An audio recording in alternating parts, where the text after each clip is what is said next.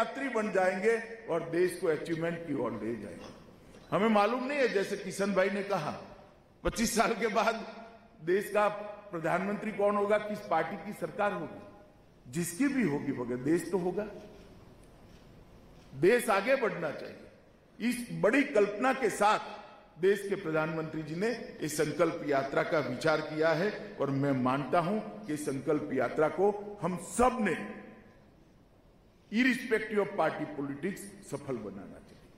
मित्रों, आजादी का इतना बड़ा संघर्ष, अनेक विध प्रकारों से संघर्ष, कहीं सशस्त्र संग्राम हुए, कहीं गांधी जी के नेतृत्व में असहयोग का आंदोलन हुआ, अहिंसक आंदोलन हुआ, कई लोगों ने साहित्य के माध्यम से आजादी की लड़ाई लड़ी, कई लोगों ने अनेक प्रकार से असहयोग करते हुए आजादी की लड़ाई लड़ी, कई लोगों ने अंग्रेजी शिक्षा का बहिष्कार करते हुए आजादी की लड़ाई, अनेक विविध तरीकों से अंग्रेजों के खिलाफ आजादी की लड़ाई लड़ी गई। और 1857 से 1947 का यह संघर्ष आज की पीढ़ी के मन में फिर से एक बार जागरूक करना है।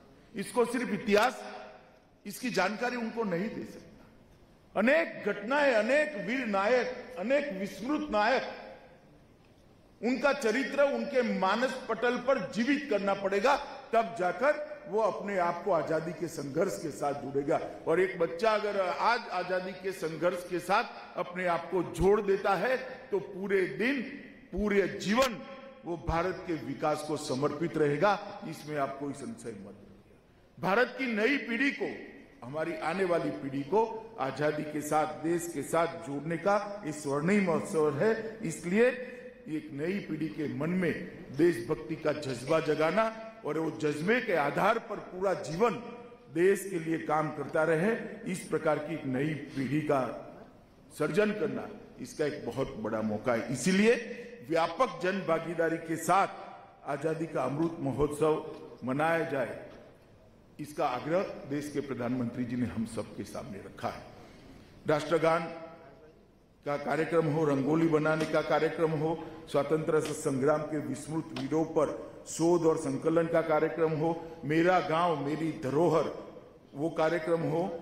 इसके तहत में राज्यों पर ये चारों कार्यक्रम जो हुए हैं वो तो समाप्त हो गए, मगर मेरा गांव मेरी धरोहर एक ऐसा कार्यक्रम है कि देश के 6.5 लाख इसके साथ वर्चुअल संग्रहालय सर्जित करने का जो हमारा कार्यक्रम है, इसके साथ जिलों को जोड़ना पड़ेगा, तब जाकर हम काम कर पाएंगे। मित्रों, कई सारे कार्यक्रम ऐसे हुए हैं।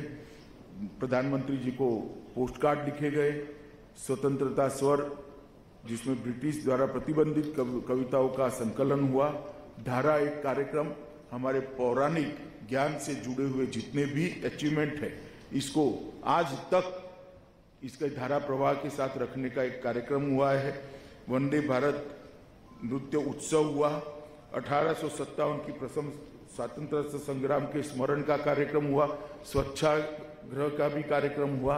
ये सारे कार्यक्रमों ने एक प्रकार से चेतना तो जागरूक की है, परंतु आज से लेकर कार्यक्रम की समाप्ति तक हमने जन जागृति और जनता का भागीदारी दोनों को बढ़ाने के लिए हमने आगे काम करना पड़ेगा। एक वर्ष में कुल मिलाकर 25,000 कार्यक्रम किए, मगर राज्यों के द्वारा और केंद्र शासित प्रदेशों में 7200 कार्यक्रम। ये संख्या बढ़ानी पड़ेगी और इसके लिए आज आपको यहाँ निमंत्रण देकर बुलाया गया है और होल ऑफ गवर्नमेंट के दृष्टिकोण से आजादी के अमृत महोत्सव को हमने सफल करना पड़ेगा। मित्रों, आने वाले दिनों में हर घर झंडा, अंतर्राष्ट्रीय योग दिवस, डिजिटल जिला रिपोजिटरी, स्वतंत्र स्वर और मेरा गांव मेरी धरोहर, ये सारे कार्यक्रम जन भागीदारी को सुनिश्चित करने वाले हैं। हर घर झंडा का जो कार्यक्रम है वो राज्य सरकारों के सहभागिता के बगैर सफल नहीं हो सकता। नीचे तक पंचायत, म्युनिसिपल